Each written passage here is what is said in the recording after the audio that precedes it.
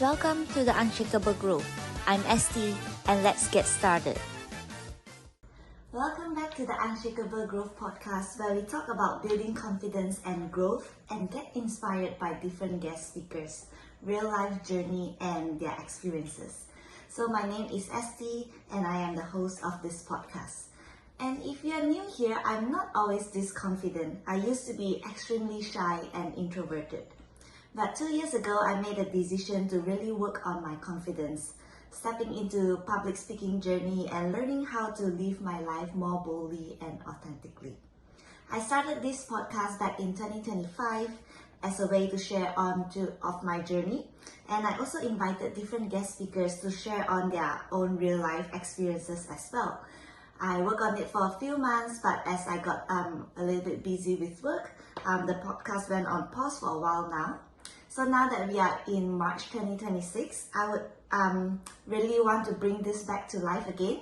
So now I'm excited to have my first guest speaker, which is Ayano from Takoyaki Bakery.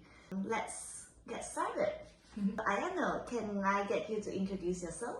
My name's Ayano Kelly, and I'm the founder and solo baker for the Takoyaki Bakery Market Store. Yeah.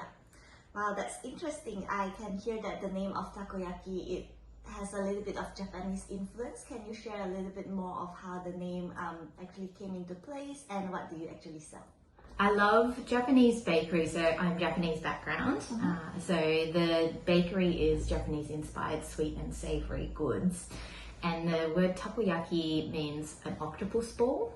So it's a little bit odd for the name of a bakery, but I love that Japanese savory baked goods have all sorts of strange things like fried noodles and other things in there. So I wanted to incorporate some of that quirky Japanese bakery side into my baked goods. Yeah. And speaking about your baked goods, do you have any signature baked goods that you have?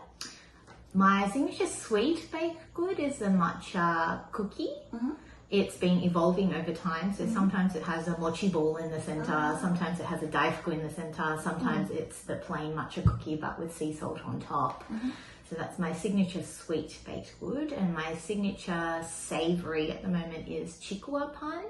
So that's a Japanese fish cake filled with tuna mayo on top and sauteed onion and then baked again at the stall. Wow, that sounds delicious. And I remember I tried your chikuwa pan before and it's really yummy. And every time when I visit your store right now, I would always get the chikuwa pan. Oh, great. Thank you. Tell me more about what inspired you to create Takoyaki Bakery, because as of what I know, you might not be from a food and beverage background back then. No, so at the age of 42, I decided to change careers. So until then, I was a doctor, a specialist rheumatologist, and a clinical academic. So I did research, teaching medical students, and helping medical schools with their management of their students and their growth. So it was a great career, but always in the back of my mind, I wanted to do something creative. I always loved baking. I love feeding people. And I had a baby, and while I was on maternity leave, I really wanted to come back to a career that felt more in line with myself. And so I decided to start my baking journey. I thought it's better to do it now than later because it's quite a physical job, and I think it's important to follow your dreams and to do what feels right for you, and this really feels like a good fit for me. Yeah. So when you decided to take out that first step, how do you feel? Do you feel nervous or excited? Yes. What's the feeling inside you? It took me 20 years or so to work up the courage to do this. I'd always been thinking about it. At some stage I had paused medical school so that I could think about being a pastry chef. So it really took a lot of courage, to be honest. It was scary and I wasn't sure what I was doing. So I was always sort of trying to pep myself up to do it by listening to podcasts about career change, about following your dreams. How to go about it, just getting the courage to do it. And so I guess there was some fear, some unknown, some needing encouragement, but also like a strong drive to finally do it. And I think once I made that decision, I really wanted to do it. Yeah. I guess a lot of times we just need to work with our internal fears and I think all sorts of overthinking. Mm. And then once we are like done with that, we will just, you know, move forward with it, with the end goal in place, like in front of us. Yeah. So you were talking about like weekend markets with Takoyaki Bakery.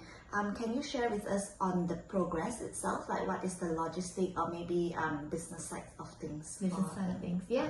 So I guess for those who want to start a baking market journey, there's some things that you do need to set up. So logistically, you do need to have a food safety supervisor certificate. I recommend doing it online. You need public liability insurance, which is very easy to set up. You need to register your business, have an ABN. And then other things I did was, you know, create a domain website and lock that in as my own website. And they're the main logistical things you might need to set up first. Have a kitchen space that's approved for cooking. So I rent a commercial kitchen. You can try to get your own kitchen approved, but that can be difficult if you do that through council. And then you need to apply for the actual baking spots. So for the market spots. So do an application to markets, make sure you apply for council approval for where that market is, apply for council approval for where your commercial kitchen is. And they're the main logistic steps that you need in place, as well as having, you know, what your products are and the equipment that you need to set up the actual store, because often you'll have to bring your own marquee, bring your own tables and other things that you need in the market stall itself. Yeah.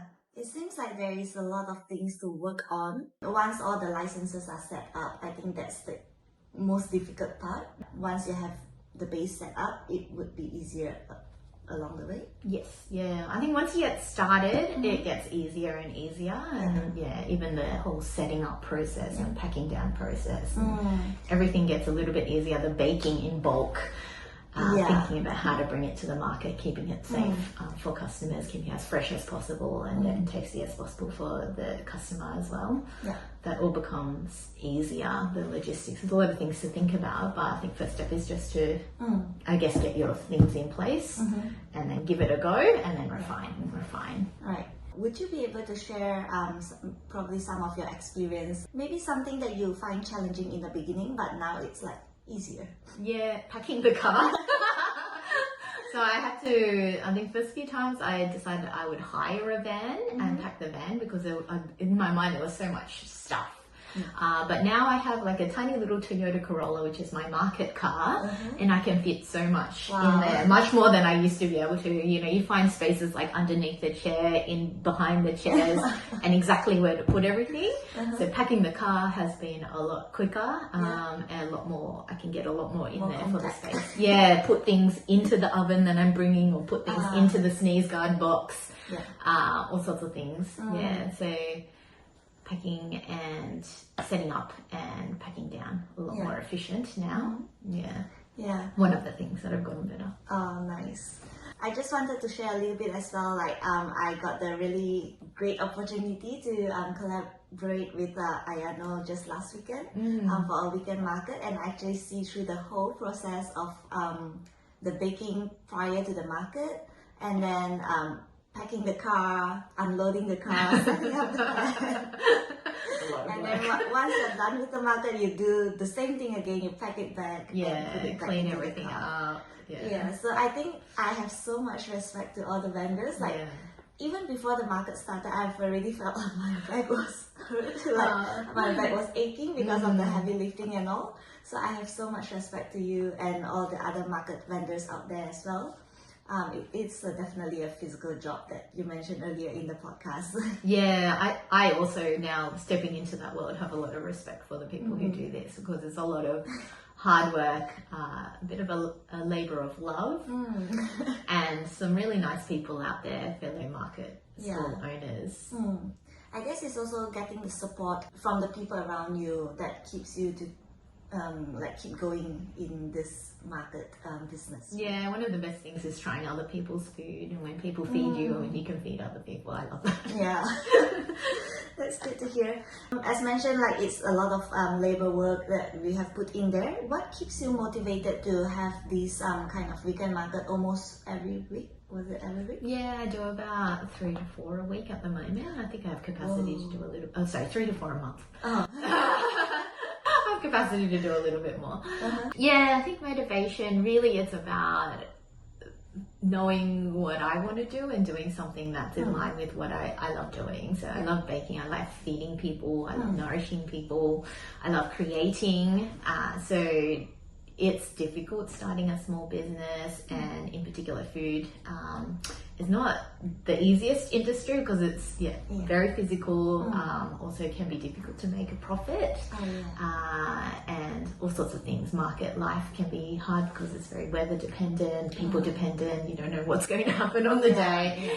But despite that, I think I can do it and continue to do it because it's something that feels right for me. I feel like it's something that I want to continue doing and developing and growing, and something that I'm enjoying. Yeah, I guess it's the same with a lot of things that you don't really see instant result in the beginning, but once you put in more effort and continue to refine as you go along the way, you will eventually see some result or good profit in the future. And I think also having people that are cheering you on, supporting you, that really helps as well. Like people who believe in you, the customers that are coming back and telling you they like your products, and all of those things give you an extra little boost to keep on going.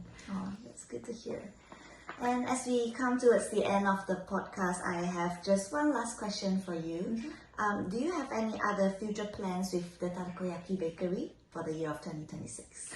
So this year I'm really concentrating on collaborations and incorporating more art into the bakery market stores. So it's sort of becoming the Takoyaki Art Bakery. So I did one collab with a friend who brought her beautiful paper flowers, and she was making them in the store. So I'd love to do more things like that, where we either display more art, sell more merch that incorporate art, or invite artists and craft people into the stall to also promote their products and do things alongside each other. So they're the two biggest things I'd like to do this year. And I'd like to start my own podcast. So after seeing Esty do her podcast, I thought this is so much fun. So this is another goal for 2026. Yeah, I look forward to for you to achieving all those goals and inviting those different collaborating person, like different kind of artwork as well, just to expand that creative side that you always wanted to do. Looking forward to your podcast as well. Hopefully maybe by the end of this year I can do another interview with you and check in on you. I can reverse podcast you. Yes, we can always do that. And so I wish you all the best for the year of 2026. You too. Thank you. And this brings us to the end of another episode of The Unshakable Growth. Thank you so much, Ayano, for sharing your journey with us. And if there is any lesson or golden nugget that I can get from our conversation, it is that resilience and getting all those support from people around you that actually keeps you moving forward. So if there's something that you always wanted to do, but too afraid to take the first step, I hope you find the courage in Ayano's story. As mentioned, she did a career change from medical field research kind of professional work to now in a market F&B, more artistic, creative side of things. So lastly, don't forget to subscribe, share this podcast with a friend who may find this useful, and feel free to leave me a comment. Until the next time, keep growing, keep believing, and stay unshakable. Thanks for tuning in The Unshakable Growth.